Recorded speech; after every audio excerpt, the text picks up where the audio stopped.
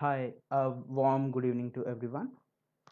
This is Vinod Kumar here, and a few weeks back, I have delivered a session on microservices, and today I'm here to deliver something about in-memory databases and caching in this series of full stack development.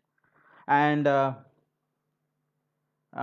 before we enter into the session, about myself, I'm a software consultant for the past 12 years, and I do deliver corporate trainings to various corporate organizations, and I have worked with maybe more than 100 corporate clients so far. And my core technologies include Java and Java Enterprise Edition, and I'm into Node.js and various UI framework like Angular, React, and also I'm into Python, and I also do various DevOps tools as well. So that's about me, and without much delay, let's get into the thing which we are going to discuss today for the next 1 hour. And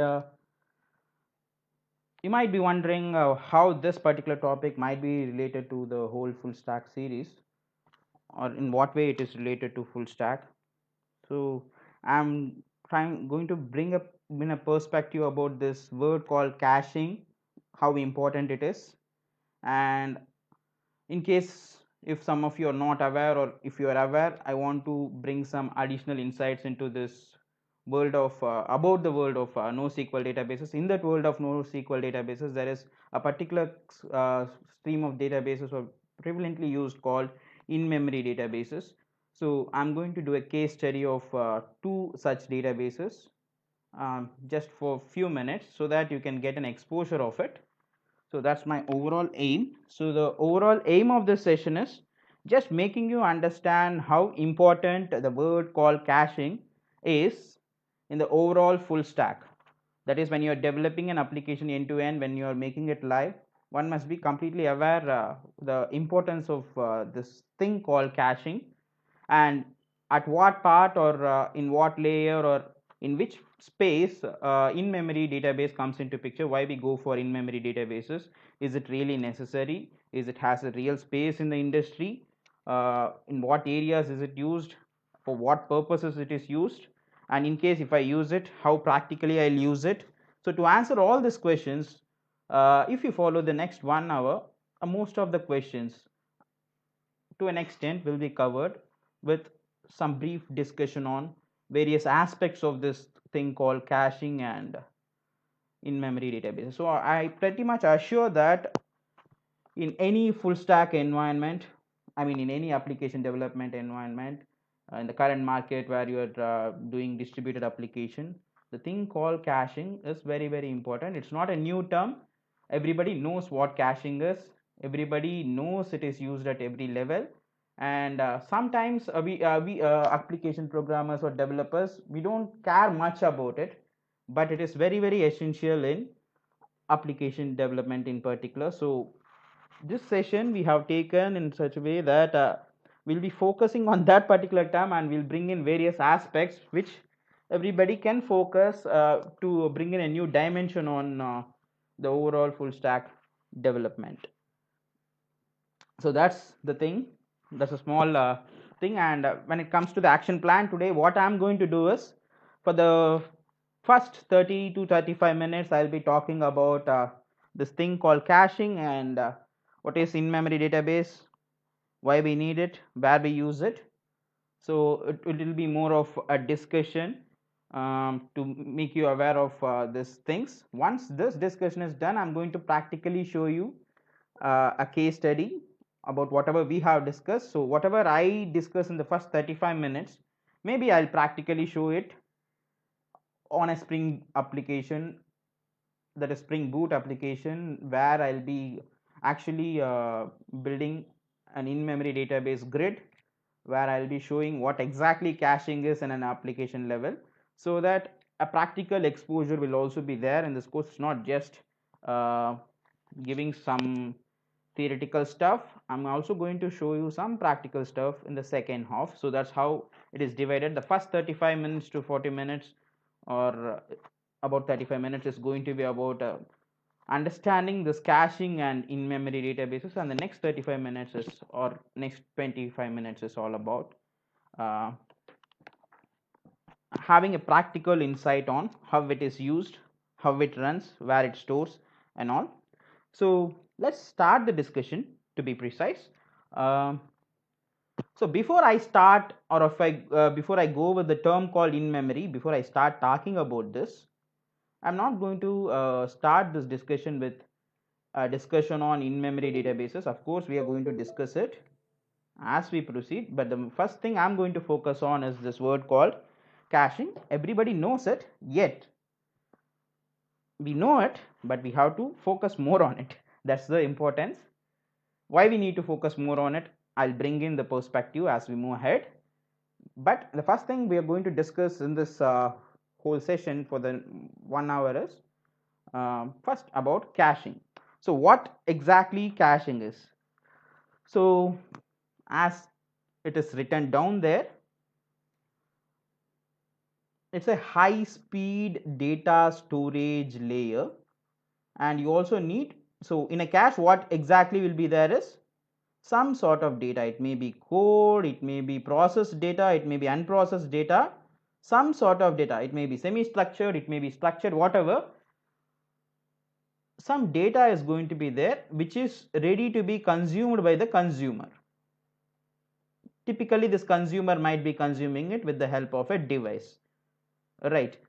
And actual information might be present in an application, where the information might be present in some database or some real information source. So the real information is maybe dumped somewhere. Second time if you need it, you might not be getting it from the actual source. Instead you will be getting it from a other source which is in high speed to retrieve it. So you have to understand that it is basically transient in nature. That means it is temporary in nature. Mostly it is volatile in nature. You will not be keeping it forever mostly. So it is temporary in nature. So instead of getting from the permanent storage every now and then, if you want to retrieve it faster, you might dump the original data. As long as the original data is not changed, I'll be fetching the data again from the high speed data storage layer so that I can make the process faster. So that's the whole idea behind caching. Caching is not only followed at the software level, it is also followed at the hardware level. You know that generally processor, in order to fetch its information, you don't get to main memory every time. So the periodically needed information, the constantly needed information, mostly it keeps in its own cache, and only the information which it might not need too frequently, it might be fetching it from your random access memory. So it is not only in an application level or database level, every point, every area, in networking, in application servers, in middlewares, in databases, everywhere you go, some sort of data replication or data duplication has to be there, so that instead of fetching the data originally from the original location, you can get a data in a fastly retrievable fashion. That's what the whole idea is all about.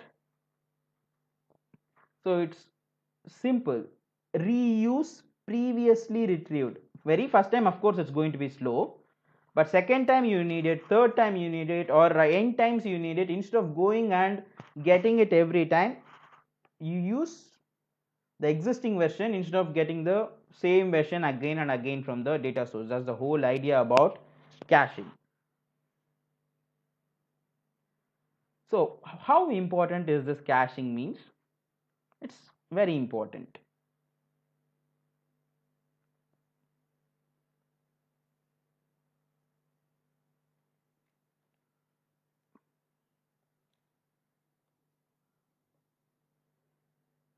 Why it is very important, why everybody looks for caching is, see, particularly the modern era is everything we depend on devices, everywhere we want to be connected, everything is accessed through apps.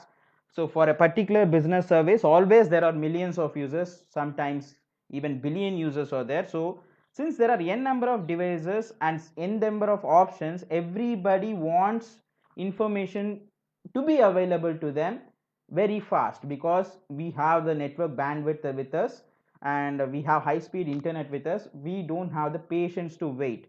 So the two terminologies which actually everybody focuses in programming or any kind of distributed system, whatever we are building nowadays, is we focus on this two terms called latency and throughput.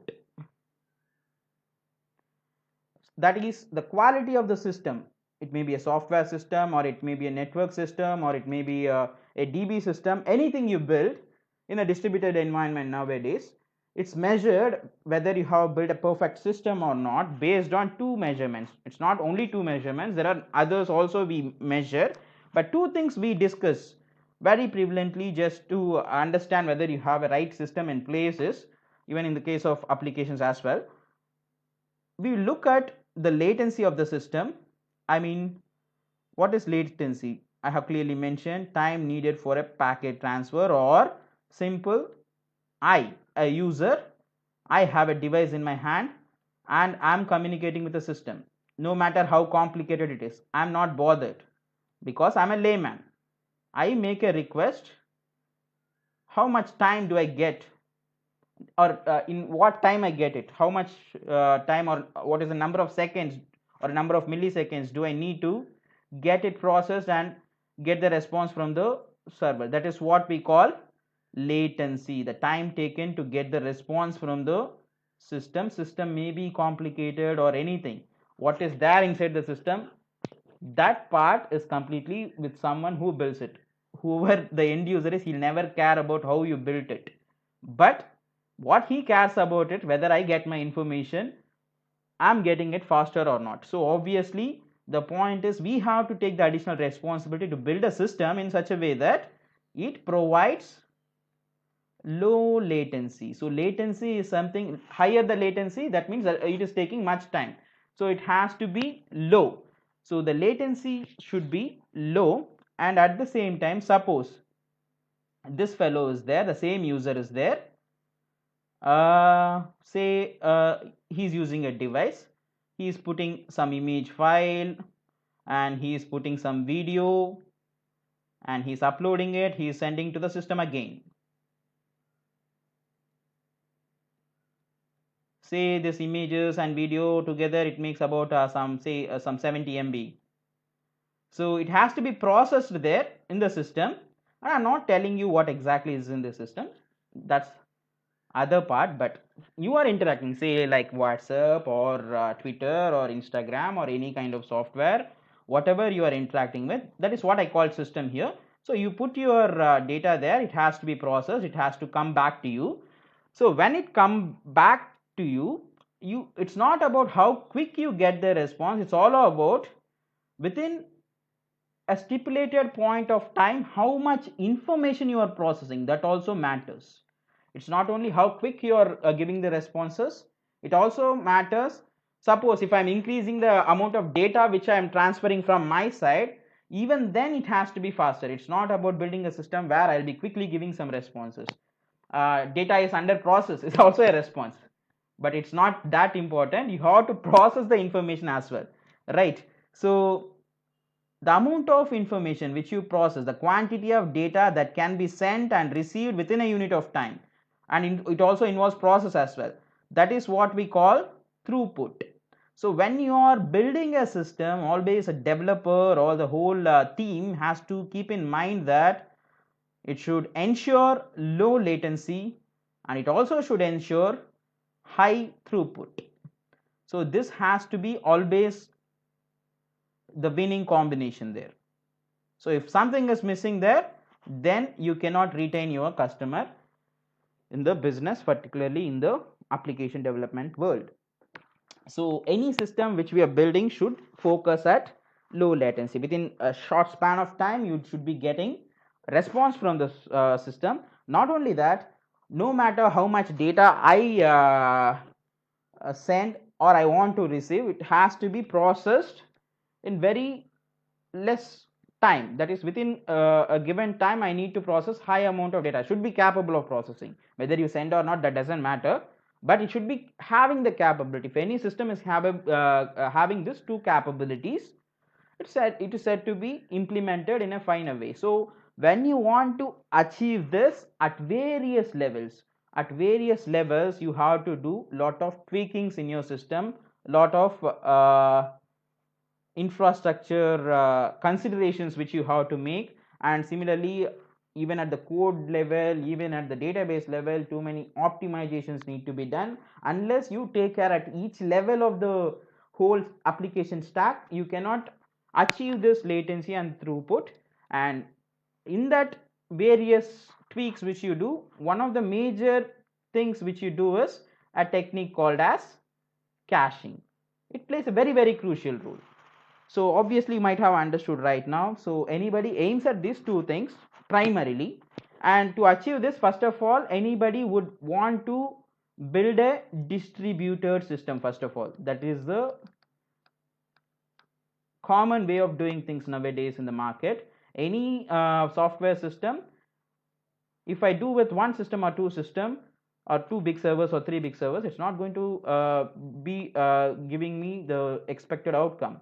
I'll be building a network of systems where everybody will be taking part of processing my data. So we might have heard some companies run thousands of nodes, some companies runs hundreds of nodes here means systems to process the information. So literally thousands of servers are running to provide you a server. So that is what I call distributed environment. So to achieve this, basically the environment, the system itself is distributed in nature. So in a distributed environment, there is going to be n units, which are right now whatever the rectangles I'm putting is not systems. Whatever you are building, maybe applications, services, databases, n things will be involved to bring in the service live, right? So in the system there will be n hierarchical levels involved, right? I'll be showing them in the upcoming slides. But you have to understand that the technique called caching is not particular to a particular level or particular layer. It is almost implemented every layer. That's what I'm trying to say.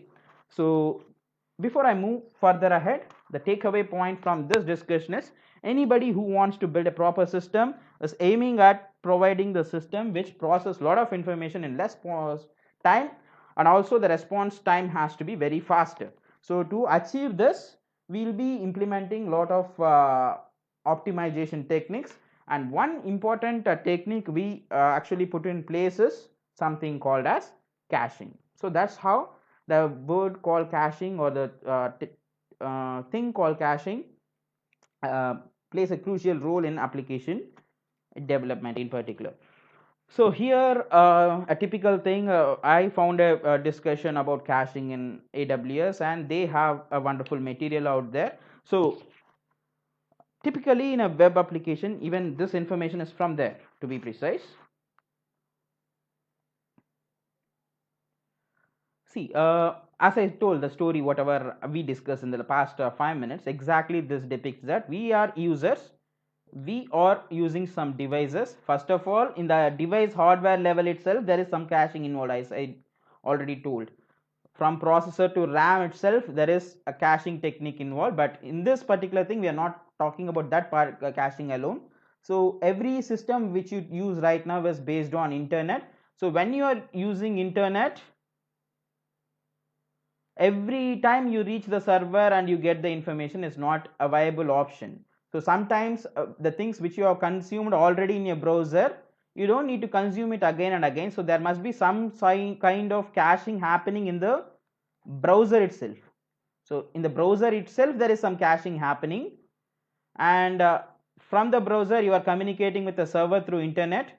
So when you are connecting with internet, your ISP is there, whether you are connecting through Airtel or you are connecting to some ad broadband or anything. Your ISP is itself is using some server, what we call proxy servers, to introduce you to the internet world. So they themselves are again using, so because unless he is not providing a proper service to you, you will not be satisfied with him. So he will be also maintaining some caches at his level, and then you move into the organization with which, say, Paytm or Amazon or any kind of organization which is providing you some solution. So they do have some web content, they do have some applications built, they do have some databases built. So they do have various levels of information processing at their end, and you have to understand at each level there is some kind of caching happening. So there is no layer in the overall stack or the overall communication process, right from the device which you have in your hand to right from the corner server which is providing the actual data like database or a NoSQL server, whatever. Every layer, some kind of caching technique is being imposed in order to achieve high throughputs. So that's what right from client side, that is the browser, whatever use at that level, we use some techniques called caching the HTTP headers. That means you have made a request already. If you are making a similar request, unless it is not going to give you some new information, you are more than welcome to store the responses which you have already got. You don't need to retrieve it again and again. So at the browser level itself, you are making some caching technique. Then whenever you are connecting with the internet through ISP, this ISP has to resolve your URLs and they need to connect to the server. So they need to look for the domains where actually in which IP it is. So once they look it again and again, they won't go to the DNS servers and they don't look it. They will be again maintaining some cache. They will be directly DNS look for DNS lookups. Also we infuse some cache into place, and again in web we use various things. I'll talk about what is this reverse proxy and all in the upcoming slides. So at that layer and again in application layer we are using some kind of caches. In database level also we are using caches. So as we proceed further in this discussion, I'm going to talk about the various techniques we actually use in each layer. So this particular point I'm telling you that, so the real infrastructure or the real environment is something like this. So we do have database servers, we do have other kinds of servers like mail servers and other stuff. So your applications are interacting with it. From your applications you have some web content being delivered through internet. So that internet is available to you through an ISP. They are maintaining various proxy servers and stuff to get it available to you. So various levels are involved. At each level, this level and this level and this level, we can decide whether you have to communicate with the next layer, or I can have some cache and I provide it to them. So let me draw it again. So I do have a layer here, an internet layer, where I'll be introducing with the internet.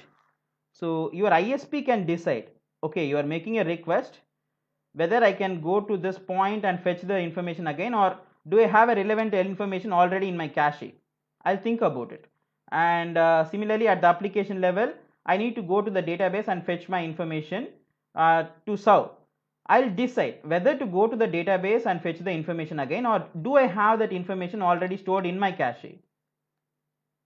And similarly database, so database when it is processing, it will look whether I need to go to hard disk and fetch it, or in my cache do I have that information again already with me. So everybody maintains at each level, they maintains a cache in order. That's what in the first definition itself I told, reusable information. Anything you make for second time, third time, if it is being made, you should not go and read. If, for example, first time you made a get request, you got a result. Second time, third time also, if you are going to get the same result, in the sense, there is no point in going to the server and reading it, fetching it again, transferring the data. Not needed, because you're quite sure that you're going to get the same information, because the content might be static. So if the content is static, there is no point in fetching it again and again.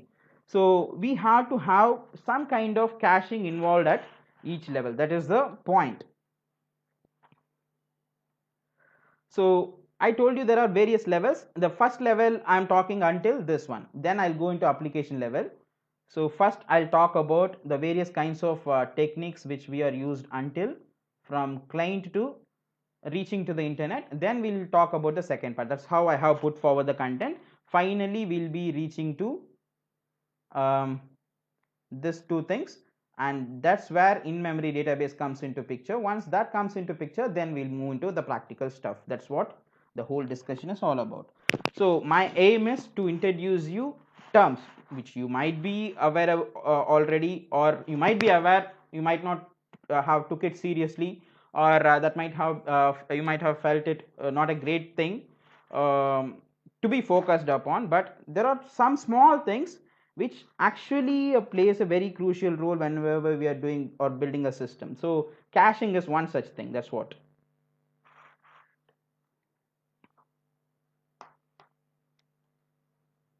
So I told you, until the internet and reaching the server, there is some kind of caching being involved.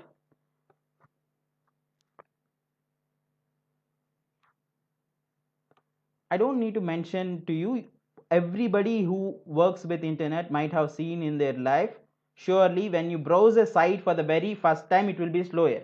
Third time, fourth time you go to the same site, it will be always faster, because every browser inside it maintains its own cache to store the static information. For example, there is a script.js which you read from some www.abc.com.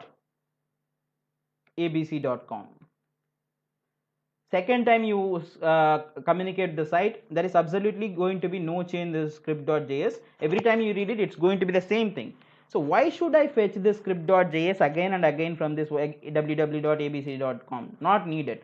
So even the browsers also want to provide a very nice user experience, because if it is not providing it, I'll go for other browser. So everybody wants to provide an rich user experience. So what they do is they themselves maintain a cache based on the HTTP headers which you are using. Suppose if you are using the same header again, they won't make a request once again to the server. They'll fetch the they'll have the information already in the browser cache, and that's what generally when you clear the history, what happens is again the communication slows down for a few moments, then it becomes fast, because you are clearing the every cache which is available in your system, and you are making a fresh communication, so it slows down a bit again, but again it becomes faster.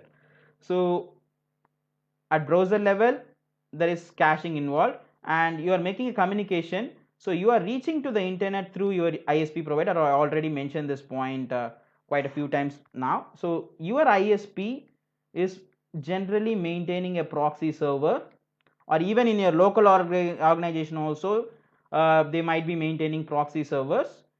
What they do is it will receive information from you and it will make you communicate with the external world to various servers. So this proxy server is through which you are going to enter into the outer world. So while you are building this proxy server, the general functions being, if they don't want you to allow a particular site, or if they want to restrict you, that is one kind of thing which we do by using proxy server. The other things which you do is something which you have browsed already, something which you have communicated already, the proxy servers will be maintaining the cache at their level. They'll not be fetching the information again from the original source. So if it is a second request or third request, and if it is a static information which is not going to be changed, they'll be providing the information from the cache itself. So the proxy servers which are involved at the ISP level is again going to provide you the facility of caching. And similarly, once you have crossed this step, it is going to reach, this is how the real infrastructure is, to be precise. It reaches, say, Google server or FB server or any kind of business server, whatever you are communicating. I repeatedly using the famous ones like Google or Amazon, but you can relate it to anything, any information mechanism with which you are communicating, any app which you are integrating. The same thing is going to happen if you are on internet. So when it reaches an actual server like some abc.com, this is actually hosted in a web server, right? The web server itself will be having some cache in place. So anything which you are asking repeatedly, sometimes it might be fetching it from the cache and it will be providing it. So there is cache involved at each level. That is what I'm trying to make out here. So this is what exactly I was mentioning. See, you are making a request for default.aspx in which there is top menu.js already there. So second time you make a request for it, it won't go to the server again. So it will be stored in the cache and it will be fetching the information from the cache itself. So you have to understand.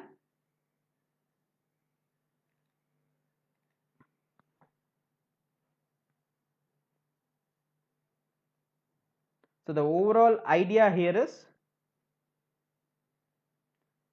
when I rebrowse the same website, this top menu.js will not be fetched again. It's already in your cache. So to the browser, it fetches from the cache itself. That's what I have even told earlier. So even about the proxy server I just discussed, there are two kinds of proxy, even though this term is not related to the current context, but since it is a very important term, everybody uses clouds, cloud environment right now, and everybody do a cloud configuration.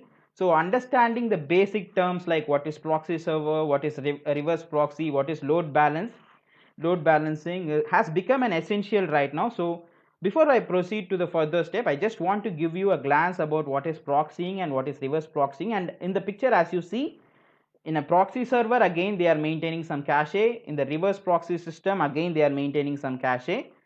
So first of all, even though it is out of context of this particular discussion, I just want to tell you, as these terms play a crucial role, what is a proxy server and what is a reverse proxy.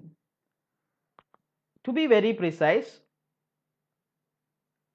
we are connected with the internet, n number of clients are there. So suppose your ISP provider is, say, your Airtel broadband or something.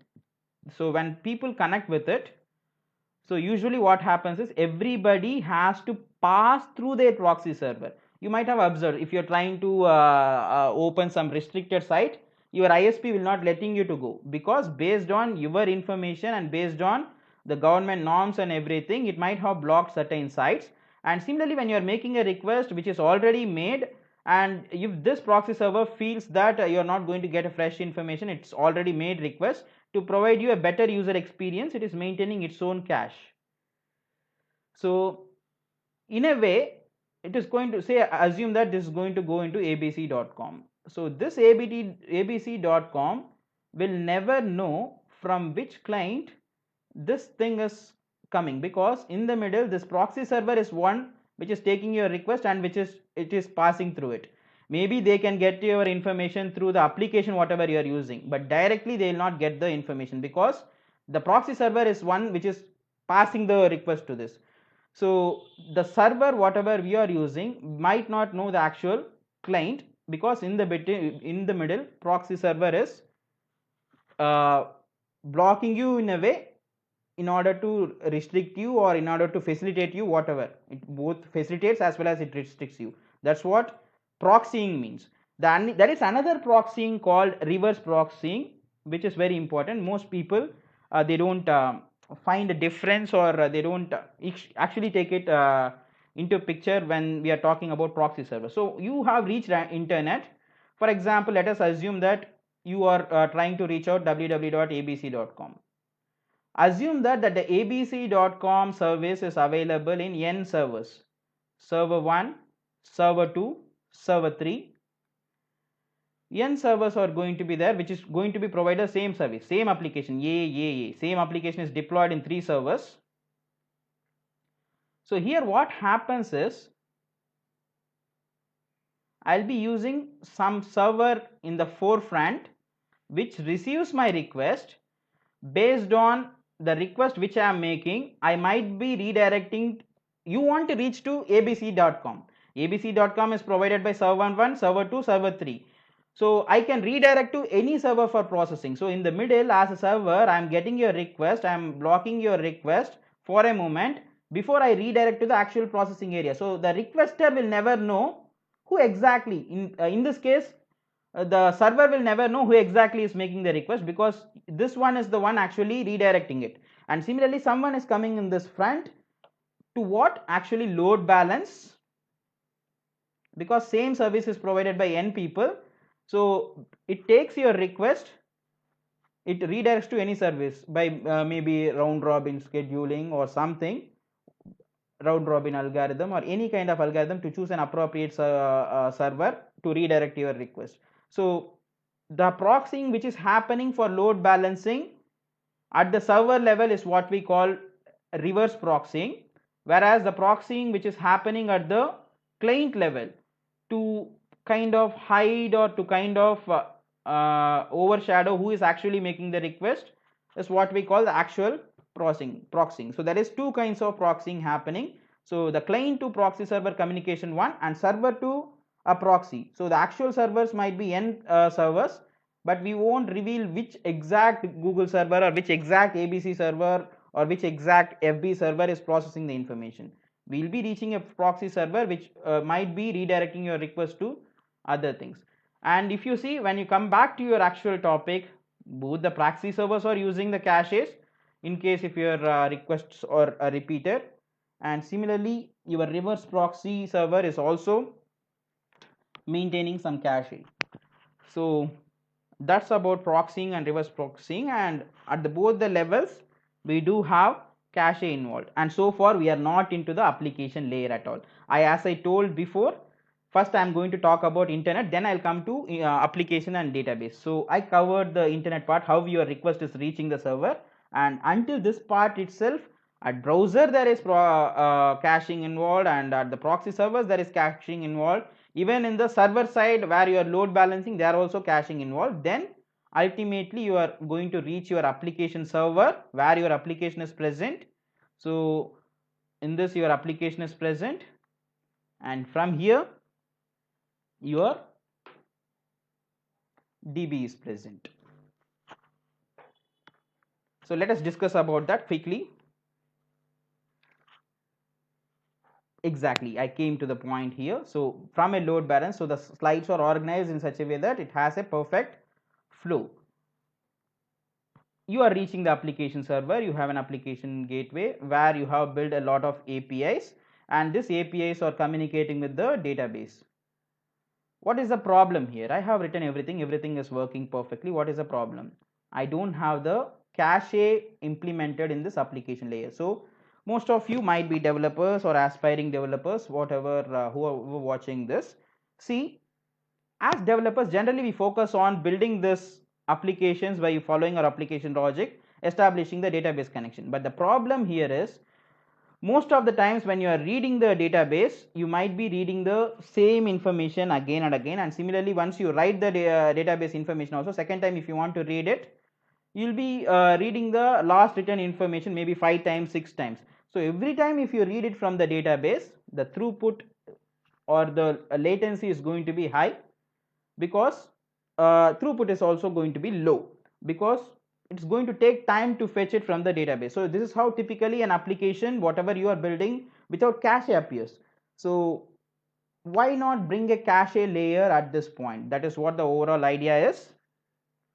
So a typical application architecture with caching in place is something appears like this. So you have the same application layer, but the previous slide and this slide, see, look, this previous slide, we have application built like various modules like profiles, projects, time sheets. Same thing here also we have, but between the data layer and the actual application, whatever you have built, we have a whole layer, an in-memory database layer which stores cache information. I am not getting deep into it, but I am just telling you there is a layer which stores the written information like a shadow.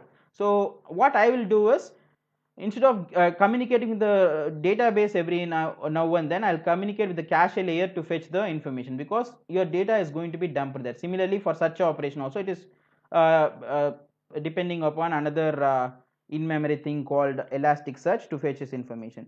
So there are two layers added in this to improve caching of the application. So this is what I say, at the application level and at the database level, infusing caching. So far here and all, mostly it was there in place and it was being implemented for long. Here also we've been implementing, but we were struggling hard to implement it. But right now we have hundreds of open source projects, hundreds of NoSQL databases called in-memory databases, which provides a way to implement this. So this is what in-memory database comes into picture, or this is where in-memory database comes into picture.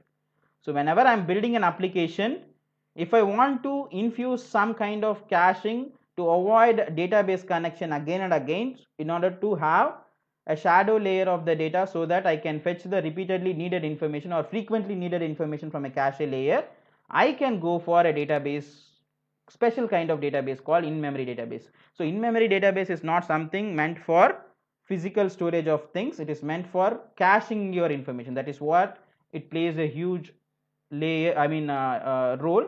And you have to also understand that the name itself is suggesting in memory.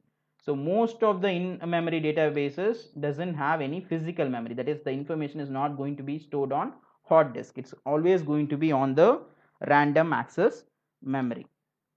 So that is what or why we go for in memory databases.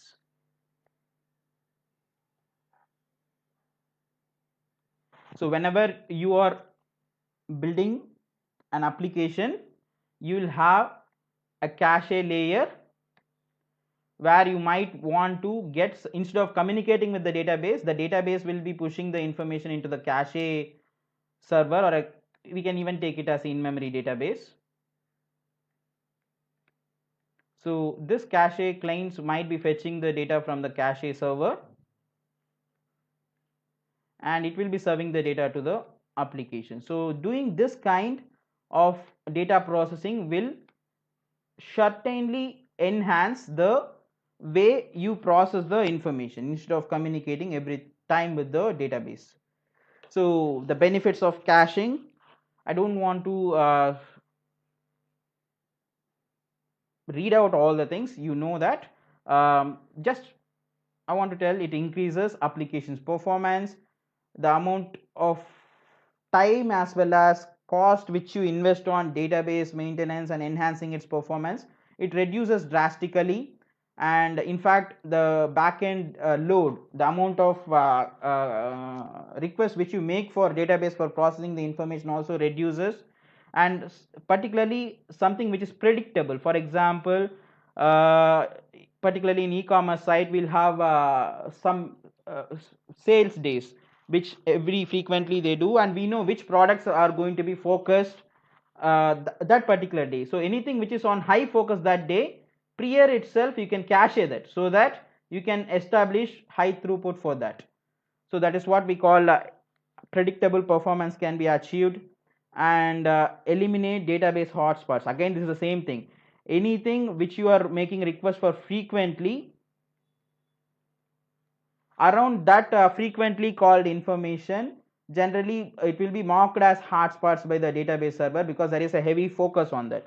So you can eliminate that by taking that information into cache, that's what that advantage says. And obviously you are going to get high read throughputs. So that is what the advantage of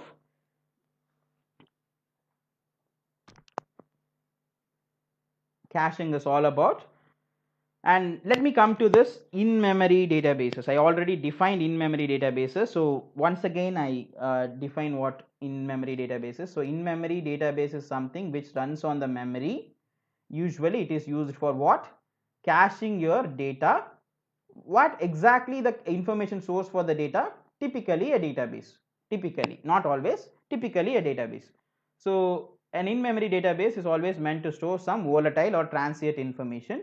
So a typical real-time environment will be like this. So we reach through the server nodes by using some load balance, sir, and the actual data source will be here. But between this data source and between these nodes, we are going to have a layer of cache servers which will be constantly maintaining information being dumped from here to there. That's how we build the infrastructure itself. Same picture depicted in a different way. DB server, you have a DB cache which is connected with the app server, and web server is acting as the proxy for it, which will be reaching to the client.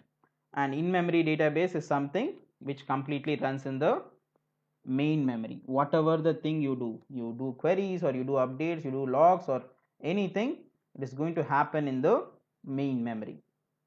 So I have displayed some widely used in-memory database products like Memcached, MySQL servers, Hackathon, Aerospike, SAP HANA, Datomic, Redis. So there are many. In fact, other nearly 15-20 products will be there which are actually used. I have listed out few, and you have to understand that in this discussion quickly I am going to tell you about Hazelcast and Redis to conclude the discussion practically.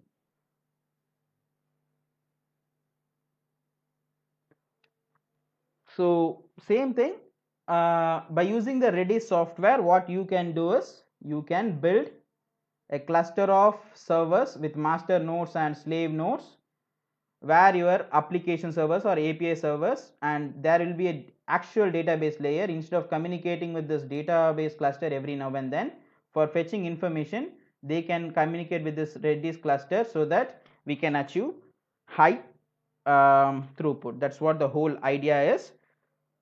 So in industry also Redis database is prevalently used for the same purpose, and even Hazelcast is also same.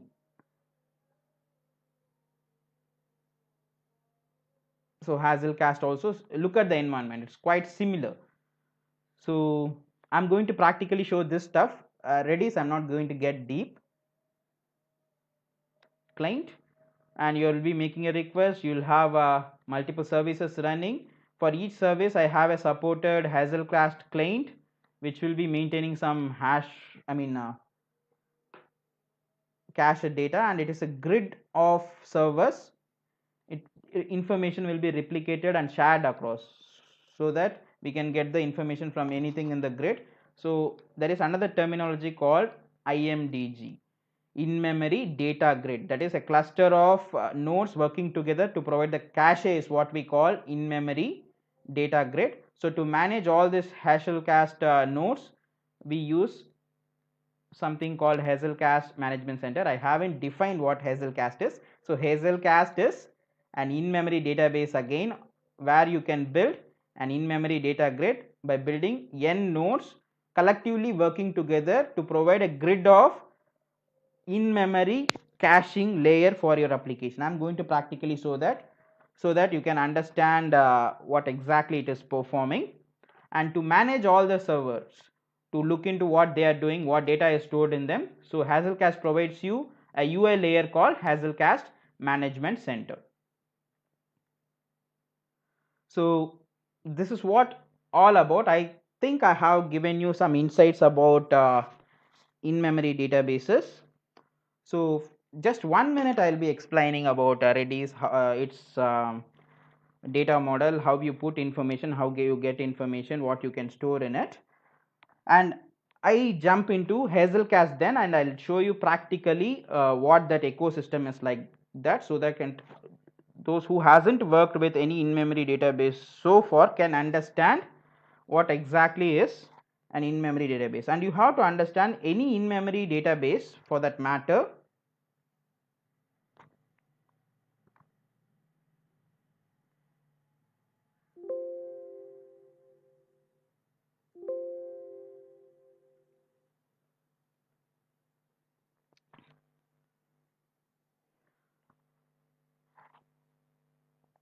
I hope you understand. I mean, you can see on my screen. Any in-memory database stores information in key value pairs. It's not that tables or something. I'll put key. For example, user Vinod. For example, password I want to store in the database. So I'll store the information in the form of key and value. So later when I want to retrieve, I'll give the key, I'll get the value. So the data model for most of the in-memory databases is an indexed way of storing information. That is, an index will be there, value will be there.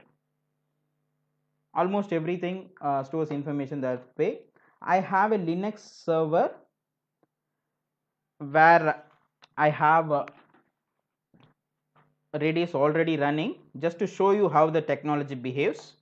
and then I'll go into Hazelcast. So PSEF, I have a process already, I have installed it. I don't want to take time on showing you how to install it. See, the Redis server is started and it is running on the port number 6379. It's an in-memory database. So even in programmatically also you can start it. Even using a Java program also, by using libraries for Redis, you can start it. Here in Linux system, I just started it, and there is no physical storage. Unless you say to store it physically, it won't store. So but there are options to asking it to store physically by using some commands, but unless you say, it is not going to be stored physically anywhere, it's going to be in the main memory. So what exactly here I'm not going to use any language to communicate with it, just I want to interact with it in the command line. So I have an installation in place. I'm connecting to the client. I'm using the client and I'm connecting to the server. So I connected to it. See, in the database, all we are doing is put, as I have given an example. So I want to store the data in the database. I'm putting the information, sorry, set, not put.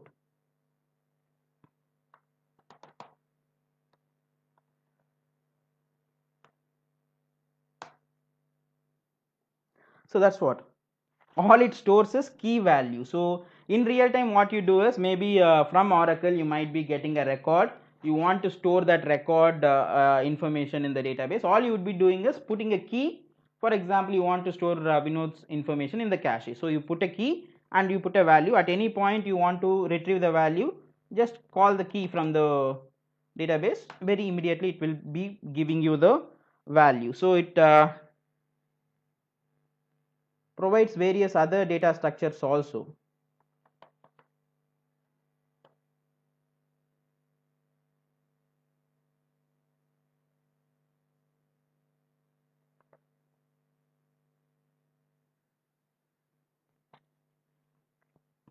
So you can put the information in the form of set,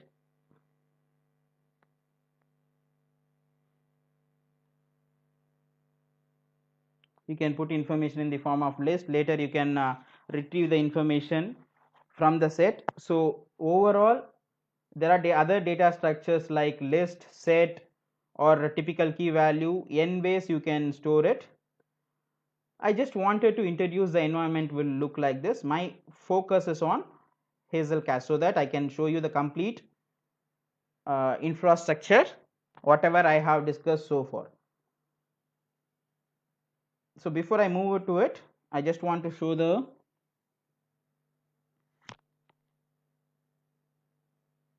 infrastructure once again, so that you can understand. So a typical infrastructure would be, there will be client, there you will be communicating with an application, where a set of Hazelcast nodes will be running on different port numbers, which will be providing a cache grid, which we call in-memory data grid. And at any point, if you want to look at what is happening in various servers, what data is stored, you can look into it by using Hazelcast Management Center. So just in 5-10 minutes, let me explain it. Even on Redis, I would have spent some time on it, but the point is, I just want to wrap telling all the things which we have intended to do. So I'm moving into Hazelcast now. So you don't need to have even an installation in case of Hazelcast. Directly programmatically you can do stuff. And before that, let me show the I have the server started in the command line. This is the Hazelcast Management Center, which is running, and it is looking at the cluster right now called a development cluster. It is not showing.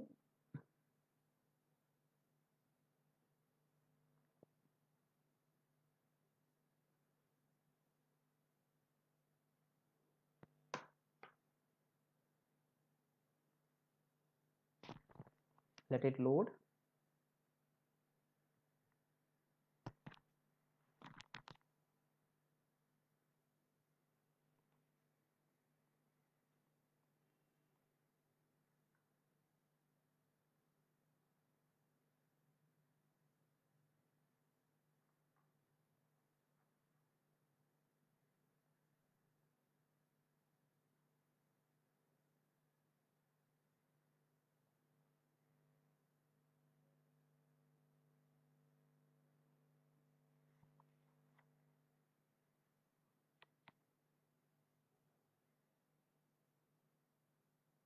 So let it start. Meanwhile, what I can do is I just tell you one thing.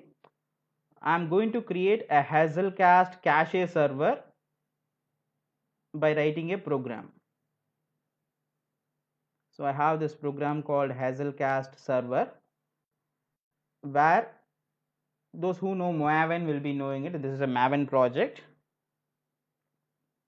Just last 10 minutes I'll be wrapping up the things by telling everything I intend to do, so that I can give you the insights about what this caching is all about.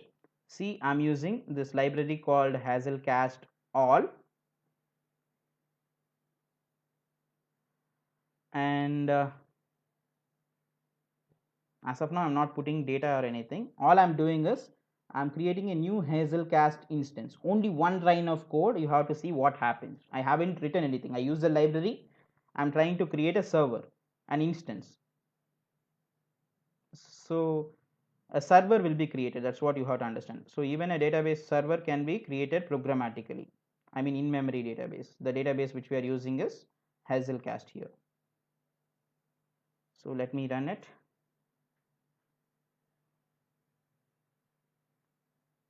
Hazelcast server. So it runs, and let us see what outcome it produces.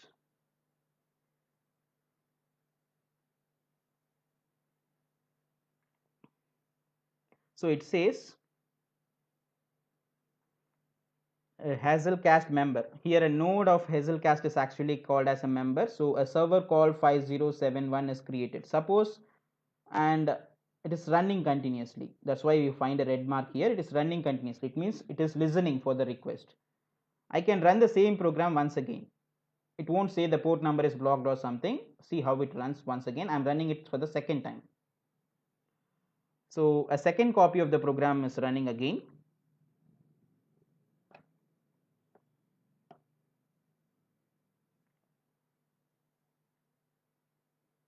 And let me go to the second copy now. See, you have found one more server created right now, 5702, and if you look at the console, there are two programs running right now, server 1, server 2, and they already formed into a cluster. Two members are running. And let me run it for the third time. While I'm running it for the third time, what I'm doing is I'm creating a map called people. As I told you, generally information will be stored in the form of key value. So here in Hazelcast, they use map data structure to store key value pairs. So I'm putting a key called 1, key called 2, and I'm storing these two names here. So not only creating server, but also putting some data into the cached servers. So this is how we put the data. Let me put it. So I'm running it for the third time.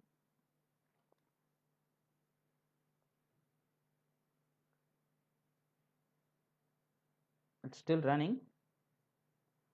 And if you go into the third one and check it, see, the third server is also automatically become part of the, as long as they are in the same grid network, they automatically communicate with one another and they form a cluster. So there are three servers right now which is running on a 5701, 5702 and 5703. They automatically create partition, they automatically create replication, so that we can achieve high throughputs. Because we are building a distributed environment, not only we are caching the information, but also we are distributing the information across multiple nodes.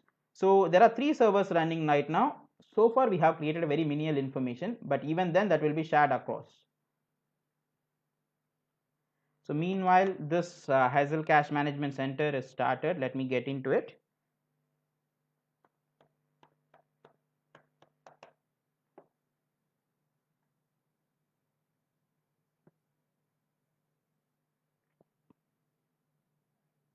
See, it is clearly showing up. We do have 3 members on this particular IP, and it is running in 5701, 5702 and 5703 port number. And in the storage, it's not physical storage, in the grid storage what we have is, we have other things, even messaging is also supported. Let's not get deep into it. I just want to introduce you the stuff. So right now we created a map called people. In that we have 2 entries. When I create it, see the data is actually distributed across 3 servers. It is replicated. So in one server 2 records are there, and it is distributed, I mean here one entry, here one entry, and we have a backup here in 5703. So it is distributed across. So even one server fails, your data will be never lost. That's what the advantage is, because they act as a cluster. So let me run a client program which I have already in place. Already 3 nodes are running, right? So let me show the client program. This is people, 1 is John, 2 is Wen, and apart from that I'm also going to put 4 more records from a client. This time I'm not creating an instance, I'm just creating a client. So a client is something which will not create instance, it will be only communicating with the existing grid. So in this environment we can build servers as well as clients. So client will not run as an instance, no port number, nothing, it just receives the information. So it wants to receive the information from people, and also it can put information also. So it is going to put information like 3 4 6 7 with various names, and also it is trying to retrieve the information which is already existing. So this is what happens in application programming. So from the in memory you can fetch the information by using this client. So it won't, we don't need to go for any actual database, we can get the information from this grid environment itself. So let me run it and I'll show you the changes that are happening in the ecosystem.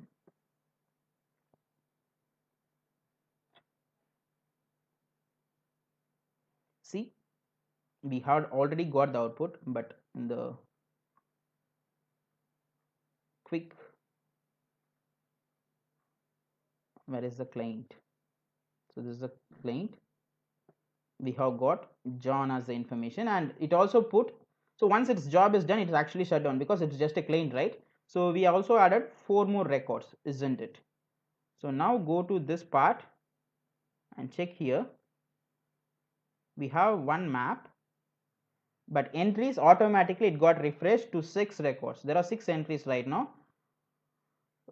Look at the distribution. So it is distributed equally across all the servers. We do have backups available, so even one of the server is stopped, it will be still available in the other servers. So that's how it works. So you might be questioning, so you have just shown how to create a server and how to create a client, in what way it is helping in cache, because our topic is all about caching, isn't it? So let me conclude the session with one small example telling you how exactly caching comes into place in real time. Just last 5 minutes we'll be wrapping the things, understanding.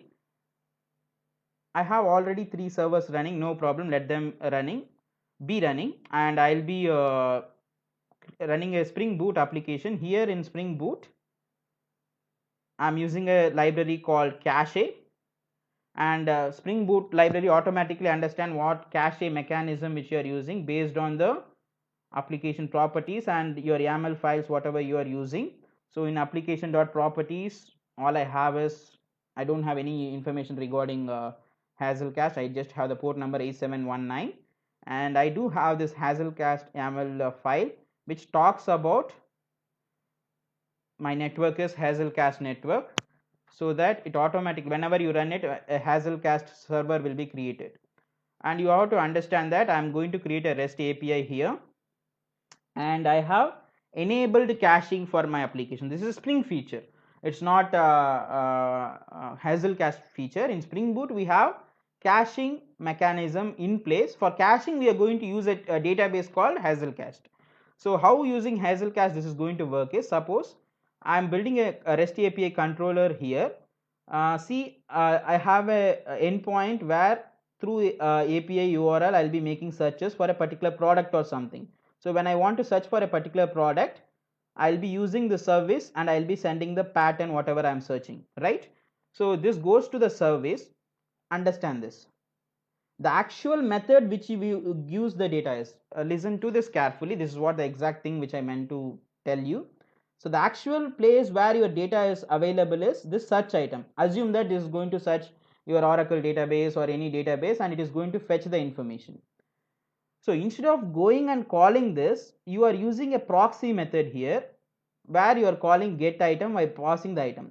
which in turn is calling search item. So you are caching the word called items here. So whenever you are passing this key called item, it is going to call that search item, so that this will be processed, and I intentionally created a thread program which will be giving you data only after 5 seconds. So this is going to be late. So very first time what happens is it will wait for 5 seconds to get the information for the key. Suppose if you are searching something called um, say Flipkart or something, you pass the word called Flipkart, you are searching something. So what happens is it will give the information called process Flipkart only after 5 seconds.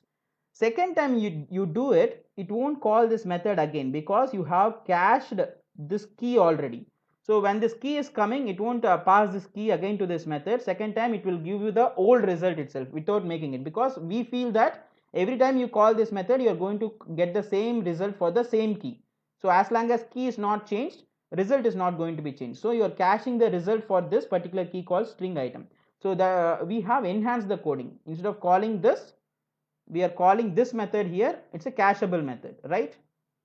So you are calling get item. So whenever get item is going to be called, it will be redirecting the call to such item, but it won't be redirecting every time. Only if the key is different, it will redirect. Only if you are changing the item, it will redirect it. If it's the same item which you have searched before, it will return the old value itself. From where it will fetch? It will fetch it from Hazelcast database, because for caching we are using Hazelcast. So let me prove it by running it. And this is a REST service which is running on the port number 8719. Yeah, let me run it. And you have to understand the stuff here. When I search an item by using URL called API search any pattern, you can search any string, whatever the string which you are searching, very first time it's going to take 5 seconds, but the second time it is not going to take 5 seconds, because you have cached the information for the key, you will be getting it quickly. Let us check it.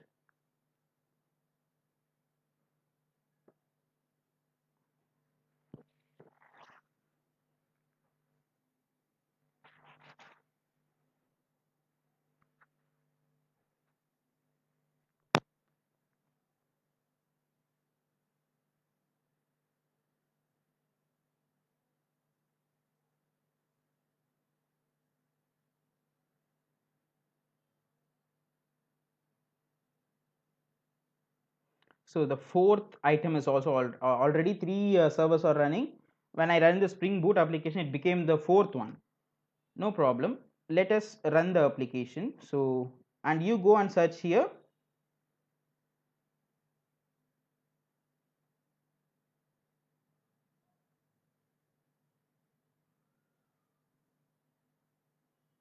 I think the problem is they are not allowing 4 nodes here.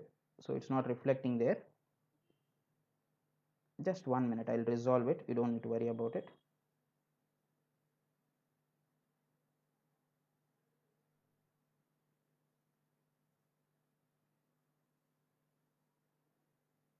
Even the Spring Boot application.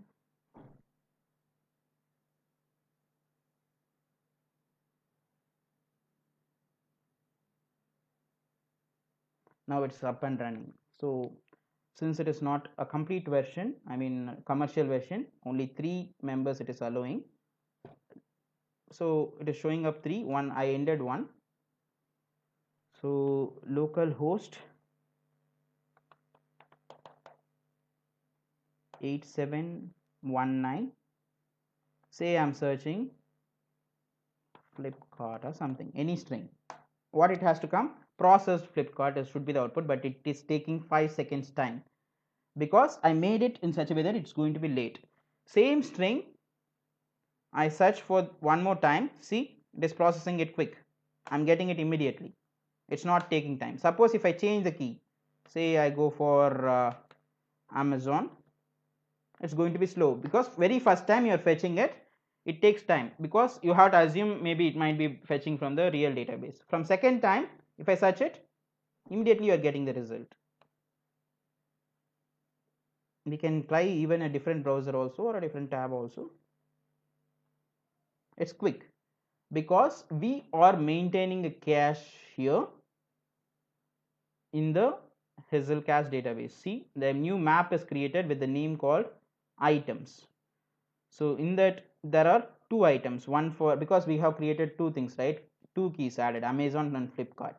So for every new item which you are adding, for such a map is already there in the place called items, and that data is being added here, so that from the second time onwards it is fetching the information from the cache. So this cacheable, this word is actually nothing but the map name whatever we are creating. See, with very minimal code, with minimal in fact we haven't written 4 lines here, and for Hazelcast configuration I just put few configuration, but things are in place automatically and our application is cached, which enhances the performance to a great extent. So I hope I have just given you an insight on what a in-memory data grid will look like, in what way it functions, in what way it provides caching, in what way this is important. So to set this into place, I just took nearly 40 to 45 minutes to make you understand the overall things involved at various places, and finally I came into in-memory databases. And in in-memory databases I haven't focused much on Redis because I wanted to better explain it with Hazelcast with a grid environment, because I find it uh, very handy to even show you graphically. So I chose this and I have shown you how a in-memory data grid will look like, what is cache will be like, in what way it enhances performance. I hope this session gave you a proper insight about caching and in-memory database. Thank you for listening. Let us meet with another topic which will be giving you more insights in this full stack series. Thank you very much for being patient and listening. Let's meet on another occasion. Thank you very much.